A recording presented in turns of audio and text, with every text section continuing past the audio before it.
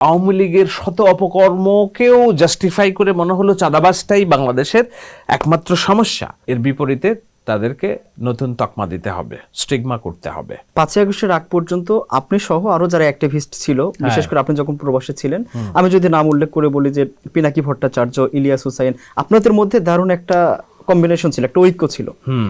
5ই আগস্টের পরেই আপনাদের মধ্যে বিভেদ তৈরি হয়েছে। এই বিভেদ তৈরির মূল কারণটা কি হতে পারে?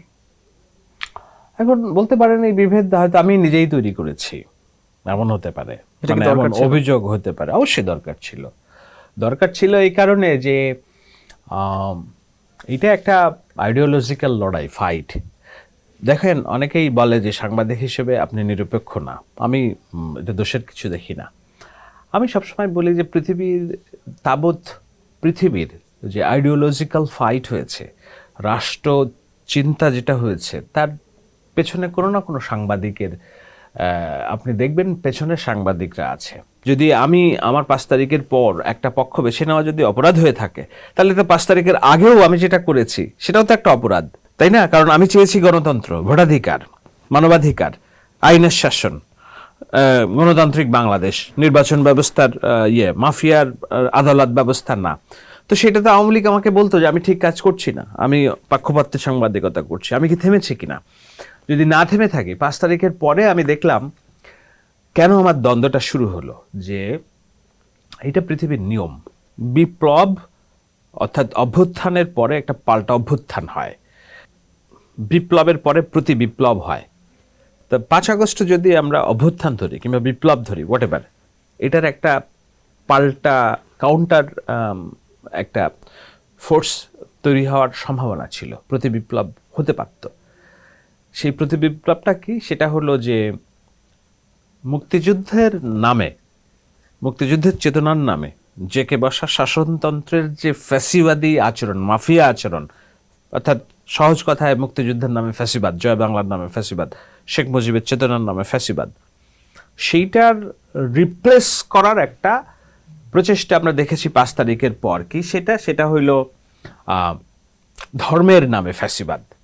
অর্থাৎ শেখ হাসিনার ফ্যাসিবাদ খারাপ ছিল, মুক্তিযুদ্ধের নামে ফ্যাসিবাদ খারাপ ছিল, আমাদেরটা ভালো। তোমরা, হাসিনা এমন করেছে, আমি কেন এটা করব না?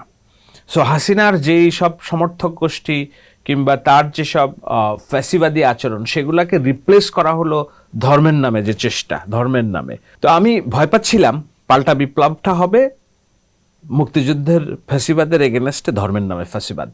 তো আমরা তো ফ্যাসিবাদী রাষ্ট্র কাঠামোর জন্য লড়াই করি নাই, আমরা গণতান্ত্রিক রাষ্ট্র কাঠামোর জন্য লড়াই করেছি। চাঁদাবাজের দল এমন একটা ন্যারেটিভ, এমন একটা স্টিগমা, এটা দেখা গেল যে আওয়ামী লীগের শত অপকর্মকেও জাস্টিফাই করে মনে হলো চাঁদাবাজটাই বাংলাদেশের একমাত্র সমস্যা।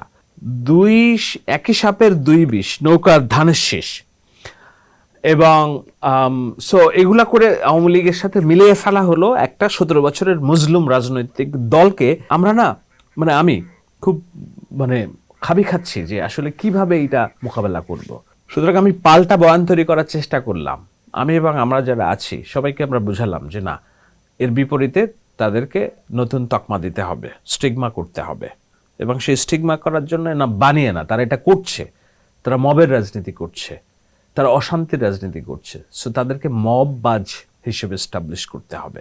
চাঁদাবাজের দল এমন একটা ন্যারেটিভ, এমন একটা স্টিগমা, এটা দেখা গেল যে আওয়ামী লীগের শত অপকর্মকেও জাস্টিফাই করে মনে হলো চাঁদাবাজটাই বাংলাদেশের একমাত্র সমস্যা।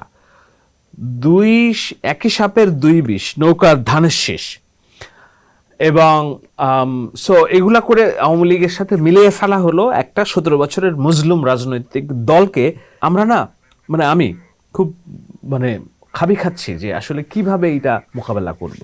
সুতরাং আমি পাল্টা বয়ান তৈরি করার চেষ্টা করলাম।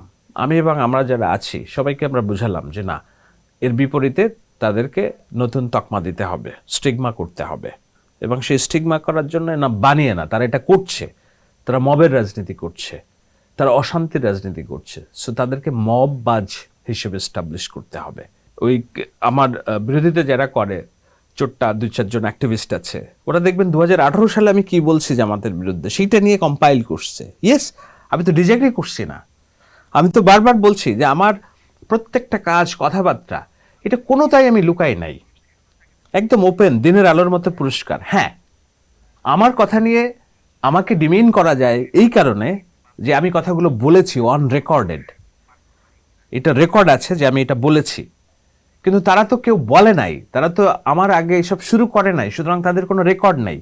যা টুকটাক রেকর্ড আছে 2013 সালের গণজাগরণ মঞ্চ, জামাত বিরোধিতা, এগুলো এখন আপনি ওদের সাথে মিলাবেন, দেখবেন একদম সমুদ্র এপিটোপিট। হ্যাঁ, তখন বলছে জামাত সবচেয়ে বড় রাজাকার, এখন বলছে জামাত সবচেয়ে বড় পীর। আছে না, প্যারিসের পীর এটা তো বলেছে। জামাত যে মুক্তিযুদ্ধের সবচেয়ে বড় রাজাকার এবং যাদের যুদ্ধ ফাঁসি হচ্ছে, এদের ফাঁসি হওয়া উচিত, এবার এই দায় কোনোভাবে এড়াইতে চায় না, অন রেকর্ডেড, তারা বলেছে 2013 সালে। এখন বলছে যে আমার ভুল ছিল না, আমি না বুঝে বলছি। ও তুমি কলা খাও, দুধ খাও, যে তুমি না বুঝে বলছো।